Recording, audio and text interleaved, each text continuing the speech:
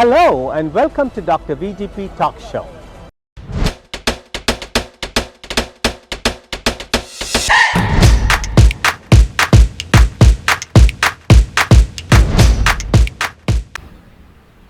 Hello and welcome to Dr. VGP Talk Show that reaches 42 million households, including 2 million households across America. Today we are at Ahmedabad in Gujarat city at the sprawling campus of Gujarat University, which has over 20,000 faculty, 500,000 students and different schools and verticals, including 300 colleges affiliated to this Gujarat University, which was established in 1948 and founded by Sardar Vallabhbhai Patel, whose Statue of Unity is one of the world's largest statue and tallest Statue of Unity in Gujarat. Sardar Vallabhbhai Patel founded this university while Gujarat was still part of Maharashtra. Today, as the world celebrates International Women's Day and March is the Women's History Month, we are here in front of the Gujarat University's iconic tower to meet face to face with the first woman Vice Chancellor of Gujarat University, Dr. Neerja Gupta, who is currently the Vice Chancellor in its 75th year of existence in 2024. Do not miss this wonderful episode of hearing from Gujarat University's first Vice Chancellor, first women's Vice Chancellor, Dr. Neerja Gupta, who's talking about her triumphs, her challenges and her expectations for you, for me and for the whole world. She has coined this statement saying her signature line, "Please bring up your sons as your daughters." Watch this episode to wonder why. Thank you.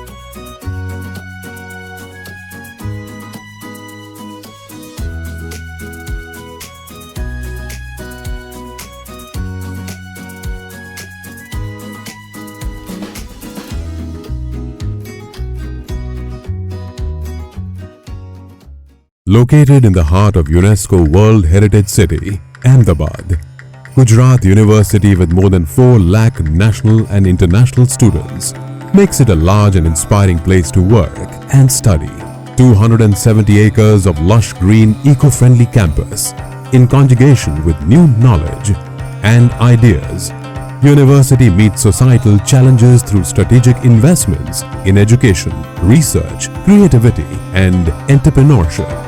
Only state-funded university to incorporate 3 nationally funded incubators, which play a pivotal role in shaping and nurturing the startup ecosystem in Gujarat. Incorporating a strong sense of openness, Gujarat University actively participates in public debates and dialogues, cross-cultural university partnership through national and international collaborations to enhance global competitiveness.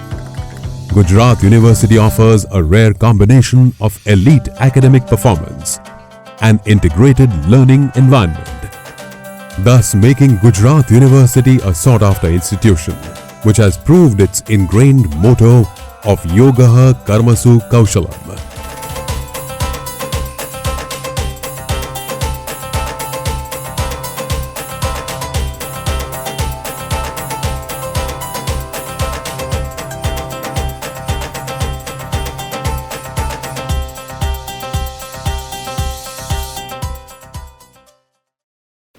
Welcome to this episode of Dr. VGP Talk Show that reaches 42 million households, including 2 million households across America. Today, our special guest is America is coming to Ahmedabad. Yes, we are here in Ahmedabad, the capital city of Gujarat, the commercial capital, I should say, and the educational capital, and our Prime Minister Modi ji's favorite city. It's March 1st, 2024. We're here to meet face to face a very enterprising personality who has made history. Meet face to face Dr. Neerja Gupta, the first woman Vice Chancellor of the Gujarat University. Gujarat University was established in 1948. It's spread over 300 acres and has 500,000 students studying here. Ma'am, we are so happy and welcome that you could join us amidst your busy schedule. You were earlier honored today, and I know how busy to be the Vice Chancellor of one of the largest state-funded universities in India. Thank you so much for taking time off and joining us. I think your vibrancy and your optimism and your energy is so infectious, it's rubbing off on us. Thank you so much for bringing me to this show. It's a very prestigious show, and I'm really happy that you could make out, and you have visited us during the day and we could host you. It's our pleasure and honor and pride. Thank you so much. It's really, today's visit was very informative and very enlightening. Tell us, Dr. Gupta, about your early childhood and upbringing. Starting with some turbulent times in my childhood where I had to stay away from my parents because they were in defense services and those stations were not the family stations. So I would stay back with my grandparents, and this is how I started. But after that, I remember visiting many places because as a defense officer, Papa would travel from place to place, and they were very heavy learning times for me, because I was picking up cultures, I was picking up languages, I was connecting myself to those places in such a manner that even today I feel nostalgic if I look back to those places, and most of them were remote places in India. Great, being a child of a defense officer, and I believe your early childhood, your grandparents shaped you. And tell us about your college career life and how did you spend your youthful days? It was all like a normal child, a normal student, and especially a girl student, where the girls are not given too many options, and but still the options were available over there, and we had to choose out of that. And when I insisted that I have to study English literature, so the condition came that okay, you will go only to the girls' college. So it was a mix in the sense that entire family was educated, highly educated, but at the same time we lived in the northern part of the country in Meerut, and the local entire ecosystem was that there were very good girls colleges, and I studied there. The blend of my studies were in humanities and languages.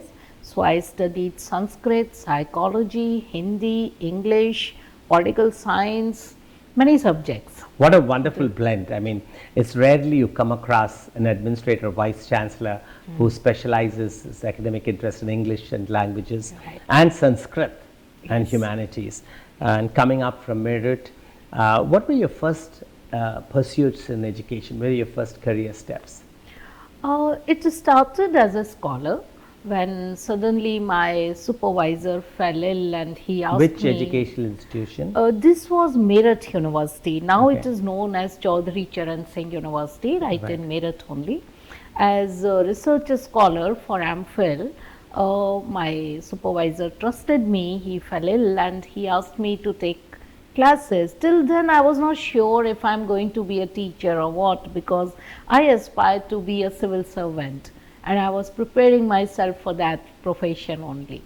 But I think that was a turning point, because the more I would sit in the library to prepare for my lecture, the more books caught me up. And I think during that time only I decided that this is the profession I would like to go. What a wonderful story to hear how you turned an academician when you were originally attracted to the civil service. Yes. And tell us what were the different institutions and what you served prior to becoming the Vice Chancellor of this established university. So I started with Meerut University. Then I went to Moscow.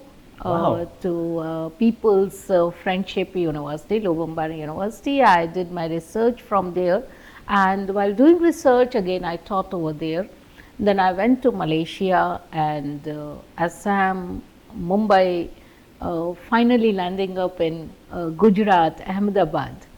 And prior coming to this university as Vice Chancellor for a small stint of 2.5 years, I was also serving as Vice Chancellor in Madhya Pradesh to Buddhist Indic University of Sanchi. Incredible. I mean, your journey from Meerut to Russia to Malaysia and then to Delhi, and you for a short stint with the Buddhist University in Madhya Pradesh and then back to Gujarat. Tell us about your Kashmir experience. We've heard so much about it. Could you tell our viewers what you did and how did it evolve today? Well, that would sound somewhere unbelievable because I have been a student of English literature, which hardly has anything or much to do with the ancient classical languages like Pali, Brahmi, Prakrit. Somehow I picked up my interest into that. And as a linguist, I started studying entire Kashmir region.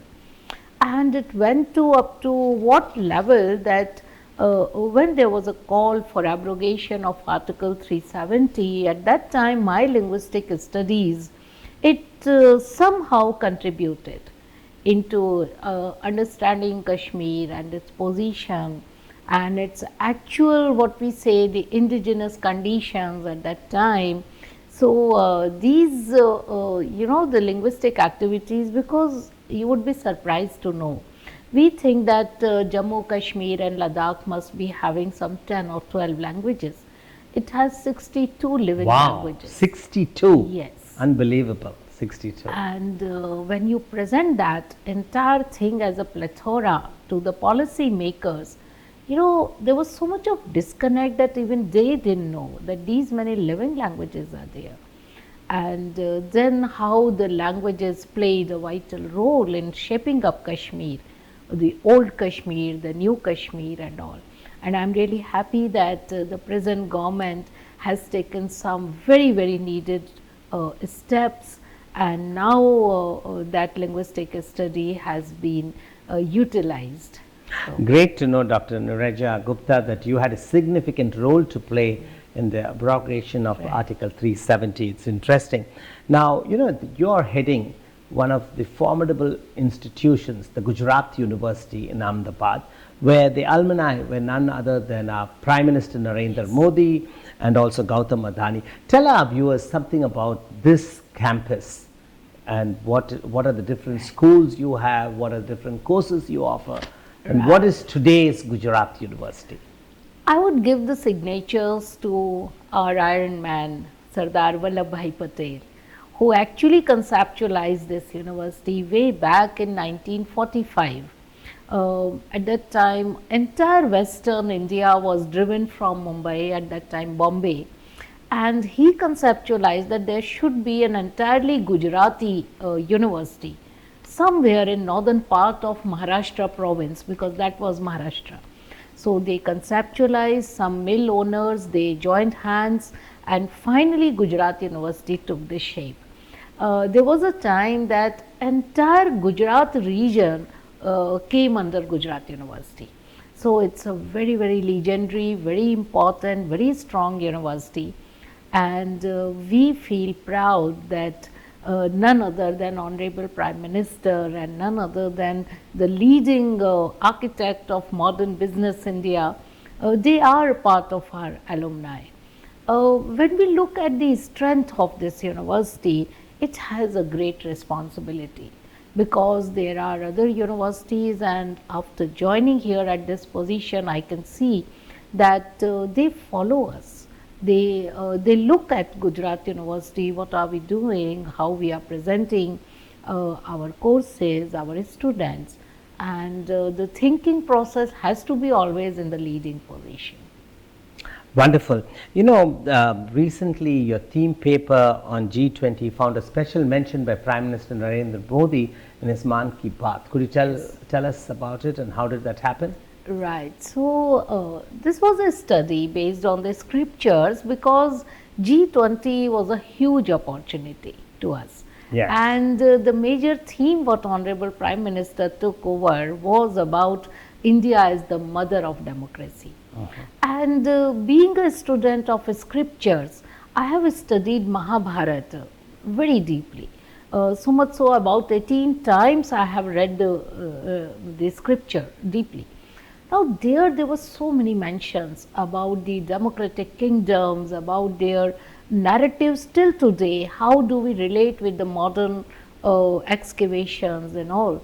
So I wrote a paper that how old can be the democracy in India, and that scaled to Mahabharata and before that, and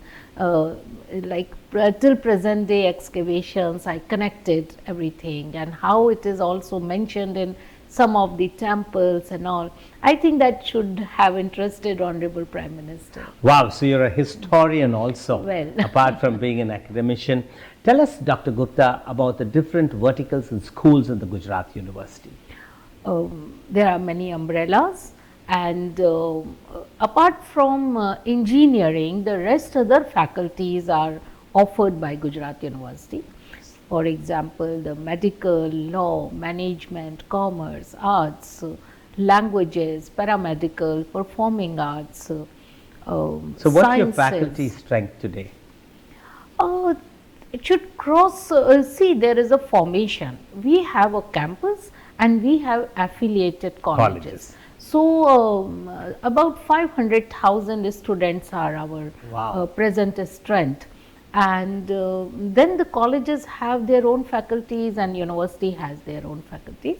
Approximately 20,000 the faculty number works. 20,000 faculty, that's an Yes. astronomical number, Yes. with 500,000 students. Yes. And during your term of Vice Chancellor, which has been 6 to 9 months, you had a very interesting program recently, Catch Them Young, I would Yes. call it, the sports and Yes. development of sports. You took, I mean, that's very insightful for academician who's so Yes. pragmatic to focus on sports, because sports development is very important for our young citizens.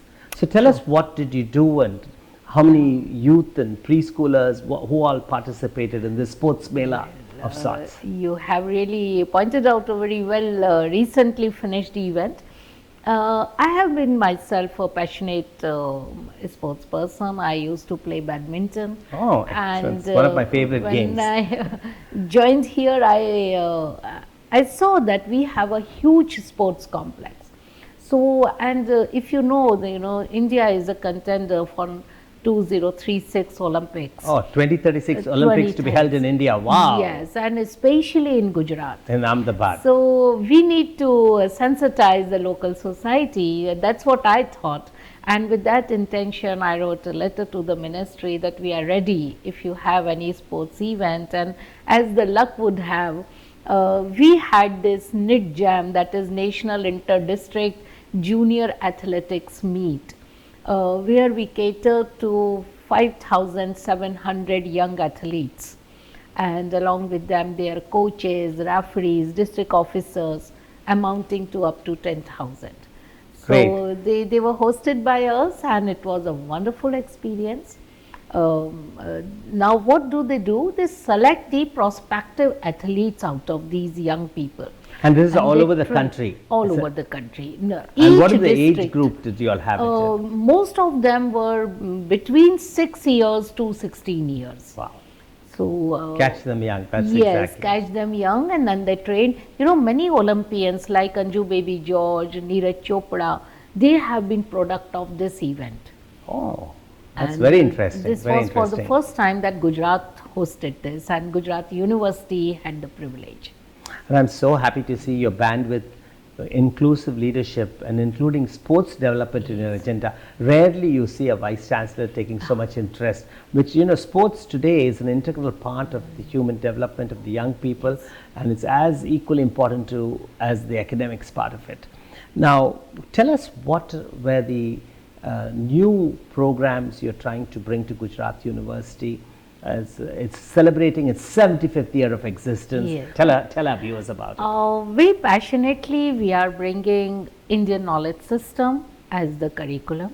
Okay, That's Indian knowledge systems. Indian knowledge systems, which means not only Vedic sciences, Okay. but all the sciences, all the fields of studies, how the scientificality ran through the society to make them academic. Then the another is we are establishing a lab, which is again validating lab for indigenous practices. Oh, very interesting. For example, neurosciences, how do they work within rituals? If we have a bell ringing ceremony in a temple, what the bell does to our mind? If we validate that scientifically in a lab, or what does the Ayurveda, the indigenous kitchen, does to us? Because as you see, each Indian kitchen is a dispensary in its own sense. Many of the treatments we find in the kitchen only. So, this is one of my efforts that we are establishing DVICAR, Department of Validation of Indian Research Systems and Indian Knowledge System. Apart for it, the diaspora and migration studies, Interesting. international relations, fintech, aviation courses, then artificial intelligence and computational Sanskrit, yoga and meditation. List is long. Yes, we are yes, starting. Yes. And I think only a women's mind, an academician like you with a sports minded spirit could think of linking Ayurvedic and doing validity studies on the ringing of the bell in a temple, bringing the Vedic sciences with the digital age of sciences, combining them is something unheard of, and I'm glad the Gujarat University is taking the step forward instead of usually just churning out graduates in MBA, commerce graduates, engineering graduates and medical graduates, and this is the need of the hour, an innovative, inclusive leadership. I would just add one more thing, like we have an in-house startup cell. Oh, great. And that leads to innovation and startup. Gujarat being a very huge entrepreneur society, it's the right place that we have these startup companies. So, we have a Section 8 company, and all these programs are directly related to those startups. So, the student should not go out in search of jobs here and there, but would become a job giver or entrepreneur. You also talked about Gujarat hoping to host the 2036 Olympics, and you are already setting the standard to have sports at an Olympic level. You have a great sports center, arena. Do you have land for further development of the sports sector? Yes, yes. And is that one a high priority in your agenda?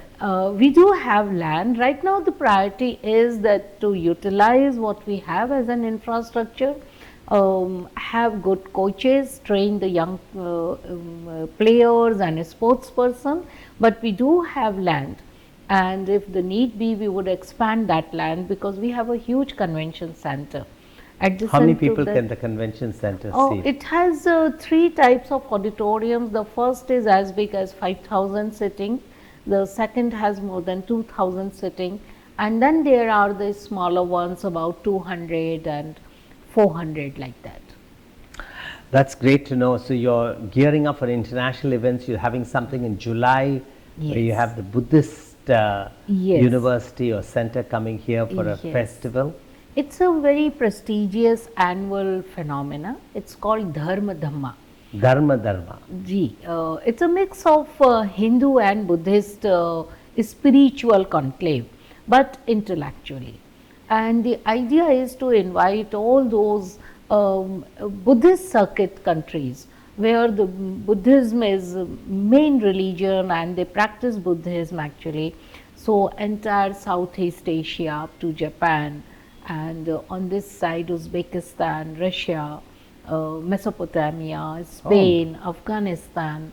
So we are going to host that event in July, where the premiers of these countries are likely to So attend. the premiers of all these countries would be Yes. actually physically participating, They do come. coming into the Gujarat campus, Yes, university they campus. wait for the event actually, and Great. they take part. That's excellent that your vibrant personality is attracting all this to the Gujarat University. Now, you know, Upasana is a school, a performance school, which is Yes. very renowned, which comes under your auspicious of Gujarat Yes. University. Tell us about it and what's happening there and what's new. It's a school of performing arts, and it caters the postgraduate and research programs. There are other schools also which cater to the undergraduate programs. A very renowned artist herself, Dr. Viraj Amar, she is the director of Upasana School of Performing Arts, and they present the ethnic, what we say, arts, as well as the specialized classical training, and it's a huge Guru Shishya Parampara sort of arrangement, where we do have the class lectures and theatrical performances as well, but primarily it's our one of these star programs that we have. So you offer master's program and doctoral programs Yes. in performing arts. Yes, they are offered in instrumental, in classical singing, in dance, in percussion, like that.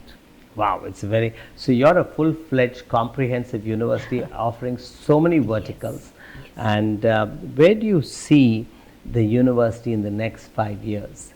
How are you ranking with the other institutions? We are already ranked among the first 60 best universities in the country. We hope to go up. But what I can see, ranking is one thing, but I see our global presence. Yes. And I can see us making our presence felt in overseas campus and inviting the foreign collaborations, giving the international experience to our students, internationalizing our own research, collaborations. I can see that happening. Good. And you were very in the forefront of the study abroad program, of popularizing it for Gujarat University. You're encouraging faculty, encouraging students to go abroad, get trained and come back. Right. We established this department in 2006, and the idea was to invite the foreign students to Gujarat and to the university. Today we are hosting about 400 foreign students in the campus from many countries, including US, Japan, UK, African countries, then South Asian countries, Afghanistan, a big contingent is there. See, they are our soft power, and this is how the world fraternity will move towards peace, knowing each other in personal experiences. This is how we would stand internationally when they become mature. So the idea is to seed in the global peace concept through these programs. You know, you're an academician, a historian, a connoisseur of Indian culture and performing arts. And apart from all this, you also have a passion and have a proven experience, an active experience in disaster relief.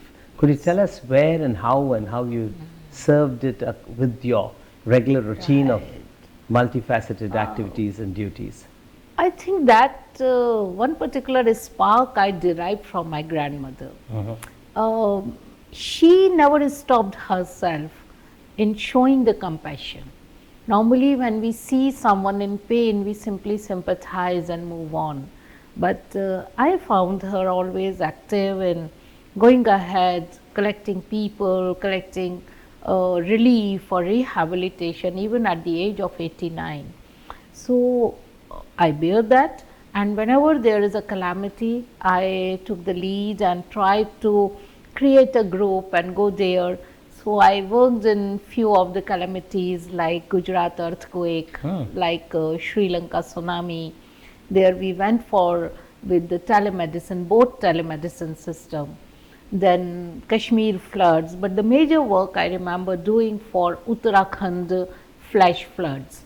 where the relief and only the relief was not sufficient, and I personally adopted 29 villages. Wow. And connected them with the relief work, collected funds also, then sensitized the government, and this rehabilitation, I could finish in 19 months.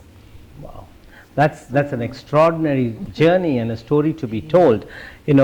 You have Gujarat University today is in great hands, in your hands, and we can see and heard what you're doing, and we saw for ourselves you're a lady of action and with proven experience, and you're going to take this university up to greater heights.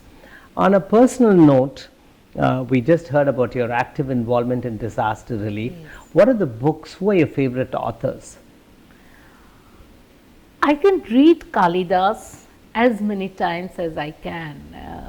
Every day I think I pick up the book and open any page and read it. What's your favorite doha or verse from Kalidas's poems? This is a shlok which says that everything that is old should not be adopted, and everything that is new, old should not be rejected and new should not be adopted just because of new and old. So Purana mityev na sadhu sarvam na chapi kavyam navmitya navdyam. It says again, repeat, old should not be adopted. The old should not be rejected just because it is old. Okay. And new should not be adopted just because it is new. How profound. Each one has to test it and then decide which is to be accepted and which is to be rejected. Otherwise, you will be called a fool. So, this is my favorite shloka from Kalidas. That's wonderful. The old should not be rejected, and the new should not be adopted. Adopted immediately. Yeah. That's great. Now, if you're given an opportunity to take 3 people out for dinner from the past to present, who would they be and why? Oh, I think one is Lord Krishna. Okay. You'll be one of his many gopis? No, I would be his disciple. Okay. But I love Krishna. Okay. He's very intelligent. Right. And he's very compassionate. Okay. But he's so clever that he understands where to show the cleverness and where to show compassion. He can't be taken for granted. So for me, I'm not taking the name of Ram because Ram for me is beyond my words. Otherwise, I would have named them also. The second can be my grandmother. What's her name? Srimati Rani. Okay. And the third should be Modi ji. Modi, I knew that was coming up there.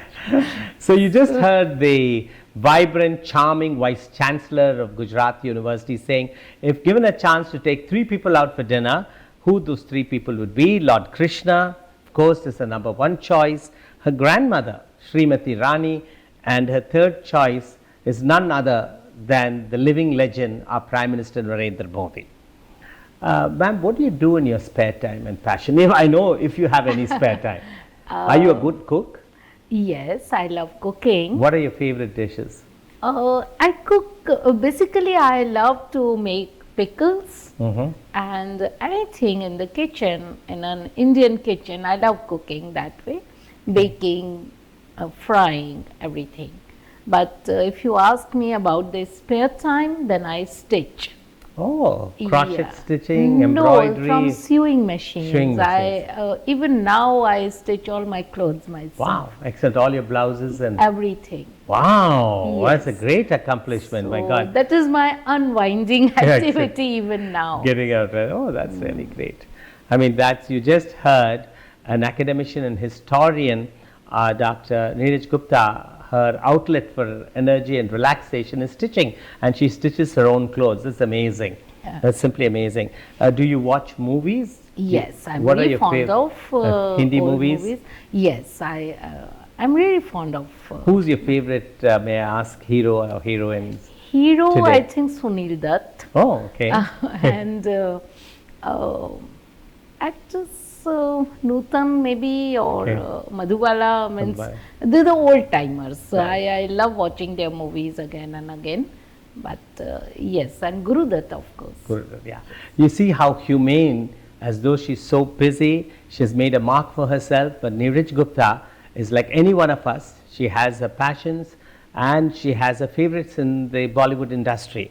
Ma'am, if there is 3 words to describe yourself, what would those 3 adjectives be? I would say first is worked up. Worked up. Worked up. It's not workaholic. No, not Oh, workaholic, it's worked up because Nice new are- word I learned today. Let me take a note of it. Workdom. Yeah. Like kingdom, you spell it as workdom. Okay. Yes. The second is free. I feel free. Like if I have to define myself, then I'm really free. I don't have many attachments. If someone just says, okay, move, so I would just stand and move. Like I don't leave anything behind. That way I look myself, that I'm quite free. And the third thing what I can see myself is maybe efficient or connected. What that is a better word, to feel like I feel connected with anyone who is before as a human being. Like You just heard Dr. Gupta describing herself in 3 words as workdom. It's a new one in our dictionary. Workdom means working towards a realistic goal Yes. and achieving it, maybe. it's a composite word, which means thinking as well as establishing an environment or ecosystem of work. Great, great. Free and then being connected. It's very well Yes. said. Now, I find you're accessible, inclusive, and you love enlightening and empowering others. Well, thank you. So, coming down to our talk show, what would you give, what message today you will give to our viewers and the rest of the world? If I am allowed to say, I would say, and very passionately, it would be my appeal, raise your sons as your daughters. The world would be a very safer place. Wow. Could you expound on that? The first time I've heard it. Raise your sons as daughters and the Yes. world will be a very safe place. Yes. Very profound. Yes. You see, we put all sorts of restrictions on daughters just to protect them, Yes, of course. just to make them safe. Of course. But they are unsafe because we have not put the restrictions on the sons. So if we could shift all these restrictions to the sons, if we can watch them as we are watching our daughters, if we can train them as we are training our daughters, I think as a mother I feel that we have a responsibility towards the sons more, because they create the unsafe atmosphere in the society. What a wonderful saying, starting the March, the month of women's history, such a profound statement from the vibrant, charming Vice Chancellor, the first woman Vice Chancellor of Gujarat University, Ahmedabad, who says, raise your sons as your daughters. With that note, again I will repeat, Dr. Neerja Gupta tells us all to raise our sons as our daughters. Thank you, Dr. Gupta, for joining us today in Dr. VGP Talk Show. It was such an enlightening face-to-face conversation with you today, and you enlightened us. And I especially liked your line, raise your sons as daughters. It was excellent having you, Dr. Gupta, today. Thank you and so wishing you, as the first woman Vice Chancellor of Gujarat University, a great innings here, right here in Ahmedabad. And we know that Gujarat University is going to scale new heights under your leadership. Thank you so much. Thank you so much.